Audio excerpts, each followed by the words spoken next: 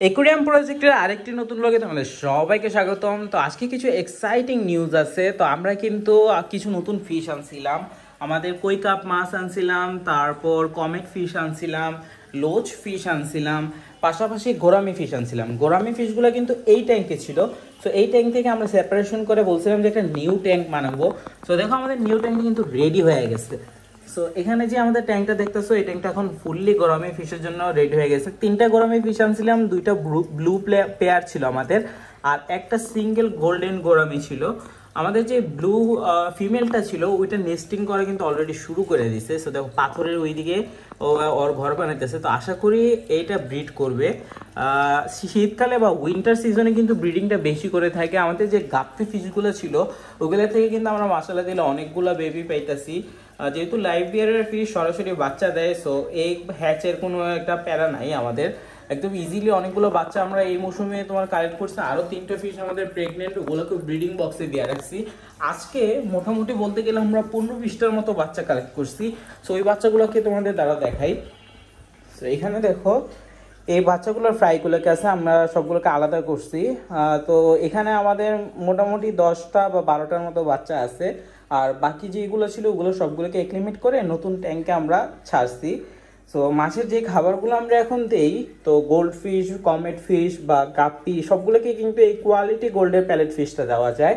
পাশাপাশি টার্টলের জন্য আমি এই ফুডটা রেকমেন্ড করব, বাউজু ব্র্যান্ডের যে টার্টল ফুডটা আছে। এটা অনেক নিউট্রিশিয়াস একটা ফুড, ব্যালেন্স ফুড বলতে গেলে পারো। সো এই ফুডটা এরকম থাকে, কোটার মধ্যে যেরকম আছে।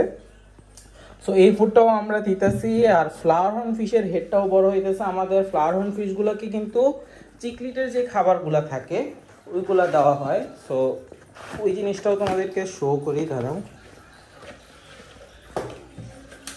এই যে অপটিমাম ব্র্যান্ডের যেই চিকলিট রেড ফুডটা আছে, এই ফুডটা আমরা ফ্লাওয়ার হর্নকে দিতেছি।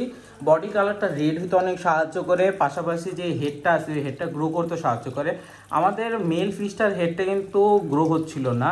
সো এখন আবার ইদানিং দেখতেছি যে খাবারটা মেনটেন করা এবং ওয়াটার টেম্পারেচারটা মেনটেন করার পর ওর বডি কালার আর হেডটা আবার গ্রো হওয়া শুরু হয়েছে। এটা আমাদের আর 3-4 মাস পর একদম ফুললি অ্যাডাল্ট হয়ে গেলে আমরা মেল আর ফিমেলটাকে দিয়ে একটা ব্রিডিংয়ের চেষ্টা করব। লোজ ফিশগুলা তোমার এখানে অনেক এক্সোটিক লাগতেছে, ভাবতেছে আরও 3-4টা লোজ ফিশ আনবো। কজ ট্যাঙ্কে যেহেতু প্রচুর পরিমাণে এলগি আছে, সো লোজ ফিশের সার্ভাইভাল এবং হেলথের জন্য তোমার আরও 3-4টাও যদি রাখি কোনো সমস্যা হবে না। আর লোজ ফিডের ব্রিডিংটাও শিখতেছি, যদি ইনশাল্লাহ আমরা লোজ ফিডের সাকসেসফুল ব্রিডিং করাইতে পারি ওই আপডেটগুলোও দিব। আর যেহেতু অ্যাঞ্জেল ফিশ আমরা তোমার সেমি অ্যাডাল্ট আনছি, সো এগুলা বড় হইতে আরও টাইম লাগবে। যখন বড় হবে এগুলোকে নিয়েও আমরা একদম ফুল একটা ডিটেইল ভিডিও ব্লগ বানাবো কিভাবে অ্যাঞ্জেল ফিশের ব্রিডিং করাতে পারো।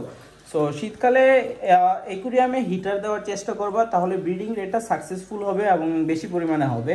আজকের মতো ব্লগটি এই পর্যন্তই। যদি কারো কোনো ইনফরমেশন লাগে বা মাছের হেলথের বিষয়ে কোনো কোয়েশ্চেন থাকে কমেন্ট বক্সে আস্ক করতে পারো, আমরা চেষ্টা করবো তোমাদেরকে ফুল ডিটেলগুলো দেওয়ার জন্য। সো সবাইকে ধন্যবাদ, যারা সাবস্ক্রাইব করোনি অবশ্যই সাবস্ক্রাইব করে দাও। দেখা হচ্ছে অন্য কোনো দিন অন্য কোনো সময় নতুন কিছু নিয়ে, নতুন কোনো আপডেট নিয়ে।